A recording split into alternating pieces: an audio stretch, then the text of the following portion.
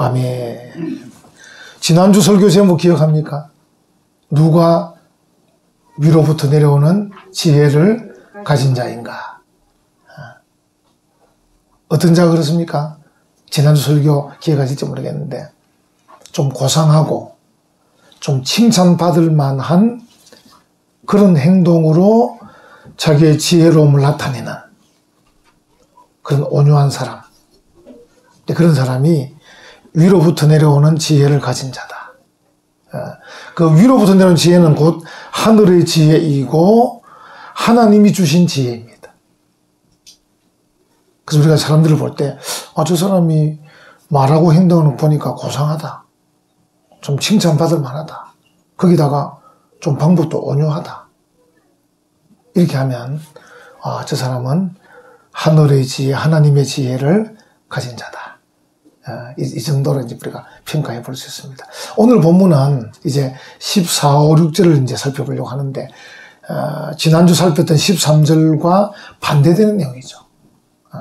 위로부터 내려오는 지혜가 아니고 이것은 땅 위의 지혜, 땅 위에서 나는 지혜를 가지고 행동하는 사람인데, 그 사람은 땅 위의 지혜라는 것은 그 마음속에 독한 시기, 또 다툼, 이런 걸 가지고 말하고 행동한다는 거죠. 그것도 안 하면 좋겠는데, 땅 위의 지혜를 가진 사람은 말 안 하면 좋겠고 행동 안 하면 좋겠는데 꼭 한다는 거죠. 그래서 오늘 제목이 보면 자랑하지 마라. 왜냐하면 여기 보면 이제 야고보가 그렇게 말하고 있지 않습니까? 14절에 그러나 너희 마음속에 독한 시기와 다툼이 있으면 자랑하지 말라. 차라리 말하지 말라. 진리를 거슬러 거짓말하지 말라. 이렇게 이제 말씀하고 있습니다. 그래서 오늘 제목을 땅 위의 지혜를 자랑하지 말라. 이렇게 제목을 잡았습니다. 오늘 이 14절 본문에 보면 독한 시기, 이제 이 번역이 참 어려운 거예요. 헬라어를 이제 번역하다 보니까 번역이 어려운데, 독한 시기란 것은 죄로 가득 찬 열정. 이게 이제 우리가 죄가 있으면 열정이 없으면 좋겠는데, 이 죄로 가득 찬 사람도 열정이 있는 거예요. 열정. 그 열정으로 질투하고 분노하는 것. 그게 이제 독한 시기를 말합니다. 이게 참 무서운 거죠. 그러니까. 그리고 이제 다툼이라고 번역되어 있는데, 이게 이제 헬라어로 에리떼야인데, 그 대만에 가보신 분, 대만 타이베이에 가면, 약간 북쪽에 가면 알레테야 유니버시티가 있어요. 알레테야. 이게 이제 헬라어로 이름을 지은 건데 비슷하죠. 에리떼야, 알레테야. 알레테야는 진리라는 뜻이고요. 에리떼야는 다툼이라는 뜻이에요. 그 글자 한자로. 그러니까 참 이게 어서운 것인데, 우리가 어떨 때는 진리의 편에 설 수도 있는데 어떨 때는 이 다툼의 편에 설 수도 있어요. 그래서 알레테야가 되면 진리가 되고 에리떼야가 되면 다툼이 되는 거예요. 그래서 선교사들이 대만에 복음을 전가하고 학교를 세워가지고 대학교 이름을 알레테야 유니버시티 이렇게 이제 이름을 지은 것을 제가 가보았는데, 이 다툼이라고 번역했지만 실제로는 자기만을 위해 살고자 하는, 또 그 욕망 때문에 자기가 얻을 수 있는 것에만 관심을 갖는 이기적 마음 또는 파당적 마음, 이게 이제 다툼이라는 단어입니다. 이게 번역이 어려워가지고 이렇게 이제 막 설명을 해야 되는데, 그 설명한 전체를 할 수가 없으니까 그냥 번역을 독한 시기와 다툼 이렇게 이제 번역을 한 거예요. 왜냐하면 연결해보면 답은 나옵니다. 연결해보면. 다시 말하면 죄로 가득 찬 열정 때문에 질투하고 분노하고, 그리고 자기만을 위해 살고자 하고, 또 자기만의 이익을 위해서 노력하다 보면 결국은 다툼이 일어나는 거죠. 그래서 독한 시기와 다툼 이렇게 얘기를 하고 있습니다. 그러니까 우리 마음속에 독한 시기와 다툼이 있는 이것은 결국은 땅 위의 지혜 때문이에요.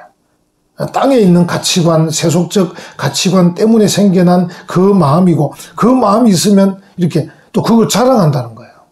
안 하면 좋을 텐데. 자랑한다는 거예요.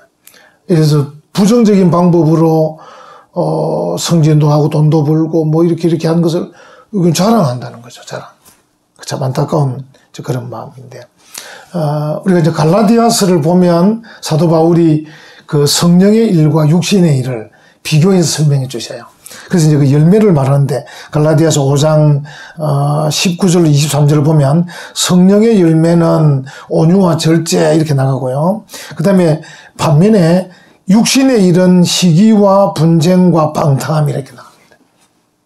그래서 그 5장에서 바울은 성령의 일과 육신의 일을 비교해서 이렇게 설명을 해주고 있습니다. 오늘 본문에 다시 한번 보십시다. 14절 다시 보시면 그러나 너희 2인칭 복수잖아요. 너희 사람들이 많다는 거죠. 이 일에 지적을 받아야 될 사람들이 많다는 거예요. 너희 마음속에 독한 시기와 다툼이 있으면 그러니까 그 당시 초대교회에도 복음이 증거되고 막 예수님 때문에 막 불이 타올라서 교회들이 생겨났지만 그 교인들 가운데 교회는 들어왔지만 아직까지 말씀으로 잘 양육받지 못해가지고 그들 마음속에 독한 시기와 다툼이 있는 성도들이 많았다는 거죠. 그래서 너희 마음에 복수를 사용해서 야고보가 지적을 지금 하고 있는 것이죠. 그래서 이제 그 초대교회 성도들의 영적 상태를 지금 야고보가 걱정하고 있는 거예요. 걱정. 그러니까 위로부터 내려오는 지혜를 자꾸 얻어야 되는데 땅 위의 지혜를 얻어가지고는 이렇게 이기적인 마음으로 결국은 다툼과 이렇게 혼란을 일으키는 그런 일을 하는 그 영적 상태를 지금 걱정이 돼가지고 하는 것이죠. 우리가 이제 이 시기심 또는 이기심 또는 파당심, 당을 짓는 것. 그래서 시기하고 이기적이고 당을 짓는 이것은 결국은 어떻게 됩니까? 이 야고보가 앞에 2장에서 말한 그 최고의 법, 최고의 법이 뭐예요? 사랑하는 거 아닙니까? 하나님 사랑하고 이웃 사랑하는 이 최고의 법을 실천하기가 어려운 거예요. 실천하기가. 그러니까 성도들이 최고의 법을 실천하기 위해서 위로부터 내려오는 지혜를 자꾸 얻어서 고상하게 행동하고 칭찬받을 만하게 행동하고 온유하게 행동하고 이렇게 해줘야 되는데 그래야 최고의 법을 실천해 가는 방향으로 가는데 왜냐하면 결국은 사랑으로 판가름 나는 거거든요. 사랑으로. 하나님의 사랑을 받아들여서 하나님은 사랑하고 이웃 사랑하는 자들이 결국 천국 가는 거니까 사랑으로 믿음과 소망과 사랑이 항상 있을 것이지만 그 중에 제일은 사랑이라고 말씀하셨잖아요. 사랑으로 판가름 난다고요. 이 판가름 나게끔 해줘야 되는데 이게 안 되도록 독한 시기와 다툼으로 이기적인 마음으로 파당을 짓고 이렇게 해버리면 최고의 법을 실현하지를 못하는 거예요. 그 야고보가 지금 이 영적 상태를 안타까워하며 걱정하면서 지금 너희 속에 이런 거 있으면 안 된다. 그런 거 자랑하면 안 된다. 이렇게 얘기를 하고 있는 것이죠. 시편 3절에 보면 악인은 그의 마음의 욕심을 자랑하며 딱 이 말만 보면 그렇게 하는 사람이 있을까 싶지만 곰곰이 생각하면 있습니다. 그의 마음이 욕심을 자랑하며 탐욕을 부리는 자는 여호와를 배반하며 멸시한다. 고린도서 1장 31절 기록된 바 자랑하는 자는 주 안에서 자랑하라 함과 같게 함이라. 굳이 자랑하려면 주 안에서 해라. 이렇게 말씀을 하고 있는 것입니다. 여러분 만약에 시기심을 가지고 또 질투심을 가지고 또 이기적인 파당심을 가지고 이렇게 행동하면 아까 말한 최고의 법을 실현하지 못할 뿐 아니라 결국은 성령을 근심하게 하는 거죠. 여러분 성도들이 아까 제가 말씀드린 사랑의 완성을 얘기했지만 살아가는 동안에 성령께서 우리 마음을 감동해 주셔야 돼요.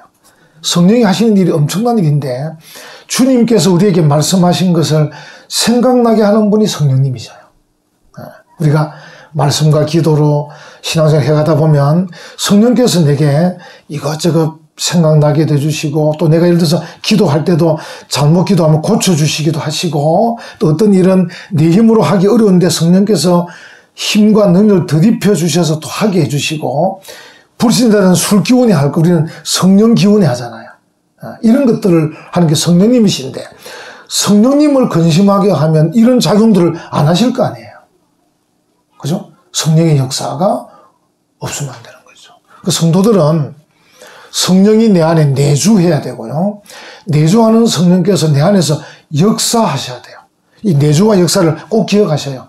성령이 내 안에 계셔서 내주하셔야 되고 그분이 내 안에서 역사하셔야 돼요. 그래 성도가 성도답게 살 수 있고 내가 힘에 부치는 것을 성령의 능력으로 감당할 수 있어요. 힘으로도 안 되고 능으로도 안 되고 오직 여호와의 신으로 되느니라. 여호와 신이 성령님 아닙니까? 우리가 할 수 없는 것까지도 성령께서 할 수 있게끔 해주시는데 그분이 내 안에 내주하시지도 않고 역사하시지도 않으면 그분이 내 안에 혹 계신다들 근심하신다면 그 큰일 아닙니까? 그래서 이런 마음들, 이런 마음들을 버리고 땅 위의 지혜를 얻지 않는 그런 게 필요한데 야고보가 지금 그걸 걱정해서 지금 말씀을 하고 있습니다. 어떻게 보면 위로부터 내려오는 것은 하늘의 지혜, 하나님의 지혜를 할 수 있는데 땅 위에서 나는 걸 지혜라고 말하기는 은밀한 의미에서는 틀린 거죠. 지혜는 아니죠. 말 그대로 땅 위에서 나는 탐욕, 땅 위에서 나는 이기심 이렇게 하면 되긴 되는데 굳이 또 지혜라고 붙인다고 한다면 이 지혜의 근원이 무엇이고 특징이 무엇인가 그게 이제 15절에 나옵니다. 이러한 지혜는 위로부터 내려오는 것이 아니요 땅 위의 것이요 땅 위의 것이요 그리고 정욕의 것이요 귀신의 것이니 세 가지를 말하고 있죠. 이 땅 위의 것이란 말은 세속적이라는 뜻이에요. 세속적 지혜다.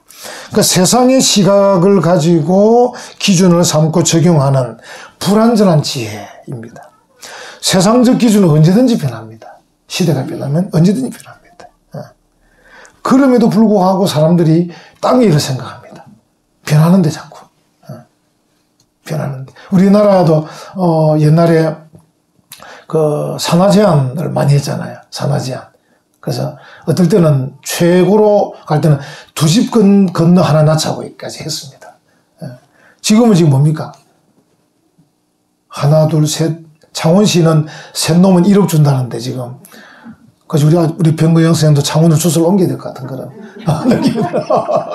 김해시는 아직 그걸 발표를 해. 김해시 발표하면 여기 있는데 발표 안 하니까 지금 창원시로 주소를 옮겨놔야 되는 거 아닌가. 왜냐하면 또 결혼하면 또 1억 대출도 좀 준다니까. 여기서 결혼하면 1억 대출도 못 받고 지금 그런데 창원시에 누가 주소 없으나? 창원에 누가 있는 그 지금 창원에 오팡이 빈집이 있는가 싶어서 그 집에 이제 하숙을 가든지 이렇게 해야 되나 생각이 드는데 이게 참 세상의 지혜입니다. 이거는 나쁜 지혜라기보다는 이거는 좀 미숙한 지혜이긴 한데 이 정도로 늘 변하는데 우리가 이 땅의 일을 생각해서는 안 된다. 땅의 일은 쉬이 변한다. 빌립보 3장 19절에 그들의 마침은 멸망이요 그들의 신 그들이 믿는 신은 배, 우리 배입니다. 배. 그들의 신은 배, 먹고 사는가 배요.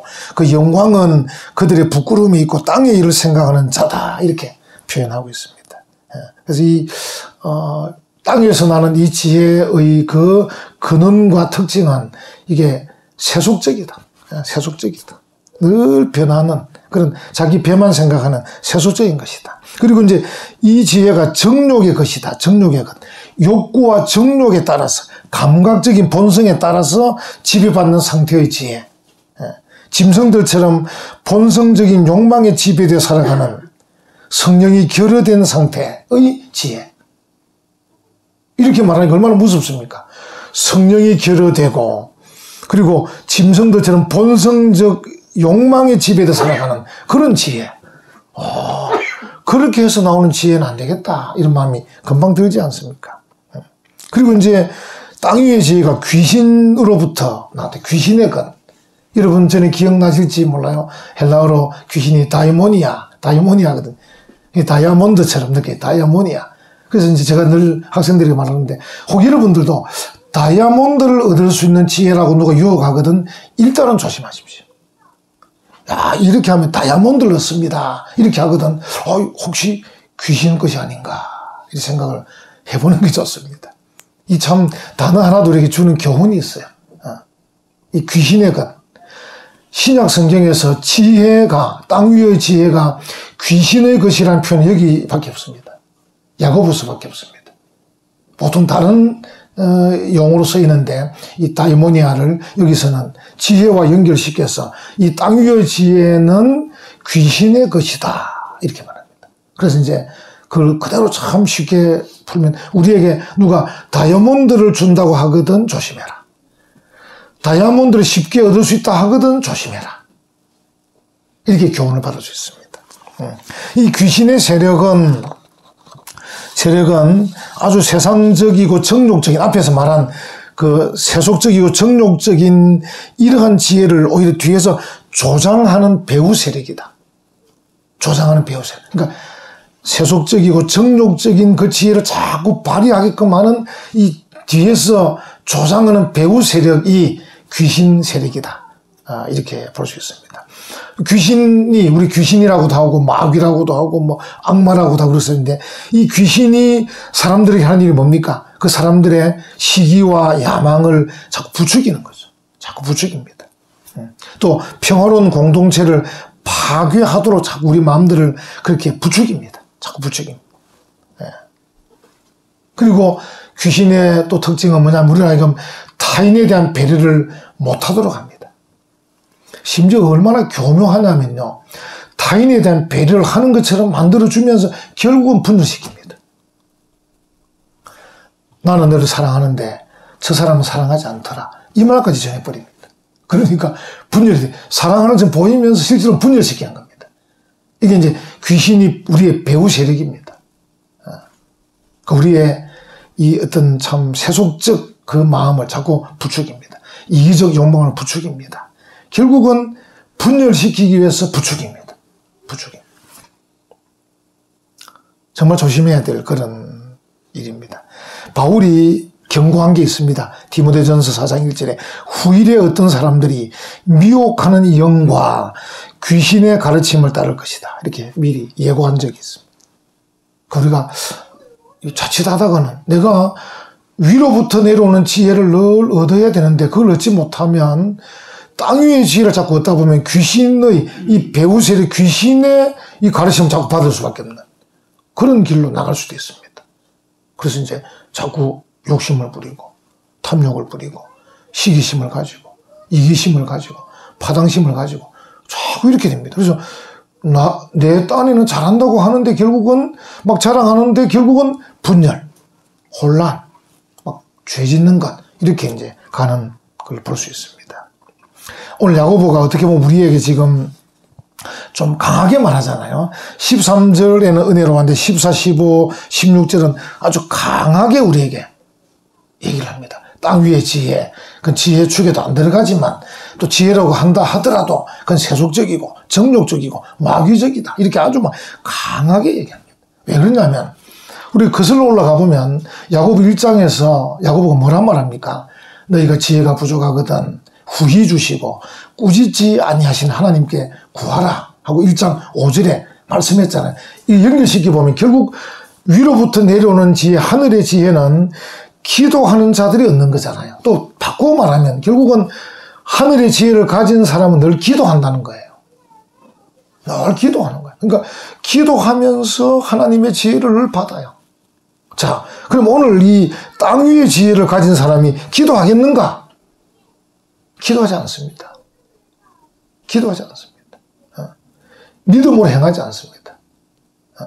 그래서 보면 성도들이 정말 꼭 기억하셔야 되는 게, 우리에게 성경에서 뭐라고 말합니까? 쉬지 말고 기도하라. 쉬지 말고 기도하라. 우리가 말씀하고 있지 않습니까? 또 그 외에도 우리에게 부르짖어라. 너는 내게 부르짖어라. 또 예수님께서 뭐라고 말씀하셨습니까? 구하라, 찾아라, 두드리라. 그렇게 해야 우리가 위로부터 내려온 지혜를 얻을 수가 있어요. 하늘의 지혜를 얻을 수가 있어요.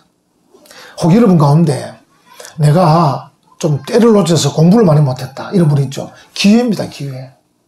기도하십시오. 말씀 잘 읽고 듣고 기도하십시오.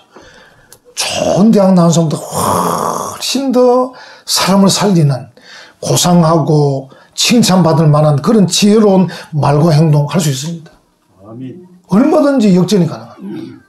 기독교가 어떤 종교입니까? 역설의 종교 아닙니까? 나중된 자가 먼저 되고 낮고 잔 자가 높아지는, 기독교야말로 정말 역설의 종교입니다.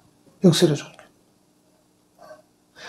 미국 같은 경우에 대통령 취임 시제가 보니까 걱정되는 부분이 있어요. 왜냐하면 이제 이 미국 민주당이라는 것이 진보적인 정당인데, 우리나라와 이름이 같긴 같습니다만, 이게 이제 사람을 먼저 생각하거든요. 그러니까 좀 걱정되는 부분은 너무 인본주의로 흐를까 싶은 걱정이 있는 거예요. 인본주의로. 그러다 보니까 이제 이 사람처럼 다 인정하면서 기독교 성경에 좀 반하는 그런 막 정책들을 펴긴 해요. 근데 또 좋은 점은 뭡니까?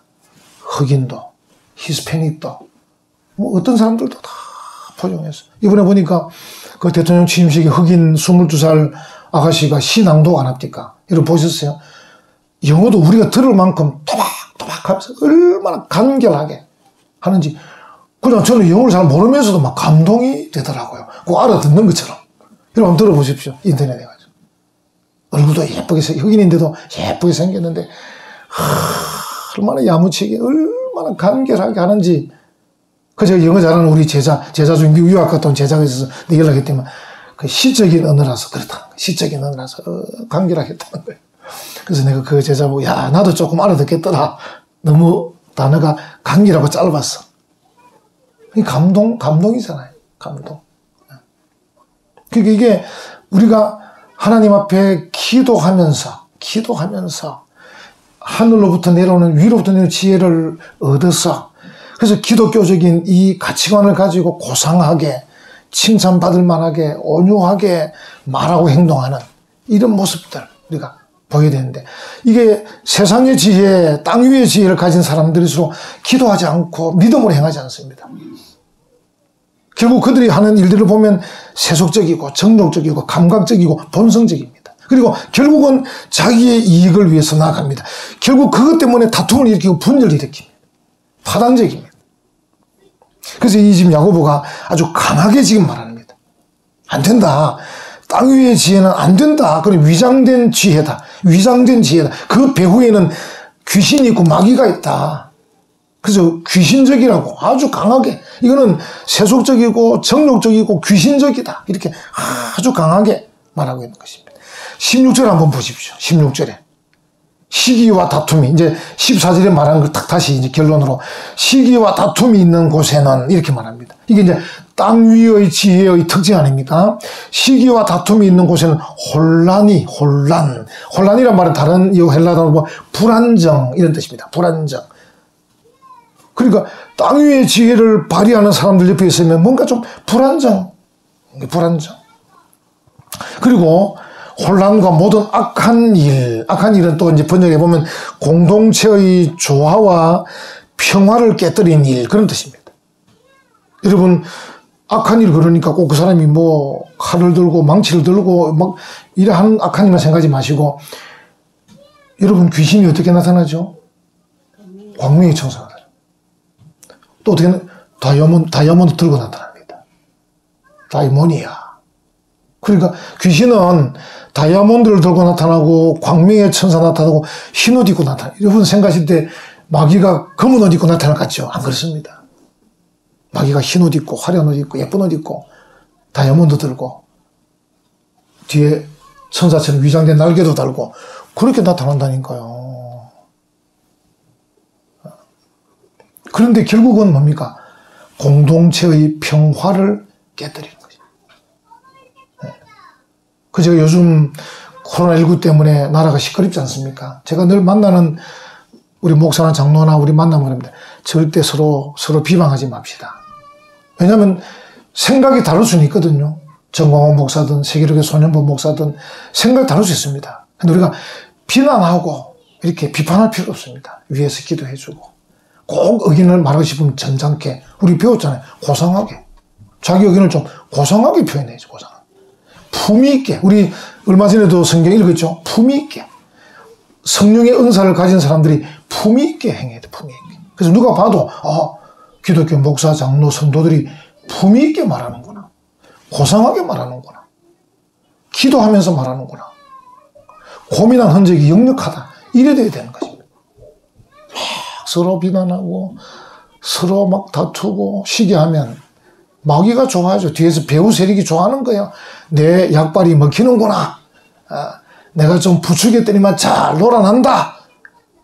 이러고 있는 거예요. 성도는 어쩌다 인내하면서 고민하면서 기도하다가 결국 나타나는 모습은 품위 있게 고상하게 질서 있게 아름답게 그렇게 나타나요. 그래서 혹 필요하면 내가 고난을 당하더라도, 혹 필요하면 내가 어려움을 당하더라도, 여러분 성도들이 이게 기도하지 않고 하늘의 지혜를 얻지 않으면요, 자기가 손해보고 고난받고 핍박하면 절대 못 견뎌하는 거예요. 그럼 마귀의 이 힘입니다. 마귀의 힘. 성도는 적어도 자기가 고난받고 핍박받고 힘든 것 정도를 견딜 수 있어야 됩니다. 그래서 견디면서 드러내는 것은 품위 있게 드러내야 돼. 고상하게 드러내야 돼. 그래야 우리가 하나님의 나라를 확장해 갈 수 있는 것입니다. 안 그러면 한국의 기독교인이 얼마나 많은데 이 많은 기독교인들이 지금 다 서로 손해보고 있는 거예요. 손해보고 있는 거예요. 우리를 뭘로 보고 예배를 드리라 말라고 명령합니까? 나라에서. 협조 요청해야 되지. 종교와 정치가 분명히 분리되어 있는데 그렇지 않습니까? 근데 우리에게 뭐 다른 정부가 하는 게 있습니까? 아무것도 하는 것도 없는데. 그만큼 우리가 그들에게 품위 없게 보였다는 것이죠. 고상하게 보이지 않았다는 거죠. 그만큼 우리가 능력 없는 자들을 보였다는 거 아닙니까? 적어도 우리가 하나님 앞에 진리에 바로 서 있고 위로부터 지혜를 갖고 있다면요, 목숨 걸고 싸울 수 있거든요. 우리가 잘못했다. 우리가 잘못했다. 제가 할 말이 없는 거죠. 우리가 할 말이 없는 거지. 야고보의 이 말씀 우리가 좀 받아들이면 좋겠어요. 받아들이면. 그래서 우리 안에서라도 이런 혼란이나 또 이런 어떤 평화를 깨뜨리는 일이 없도록 해야 돼요.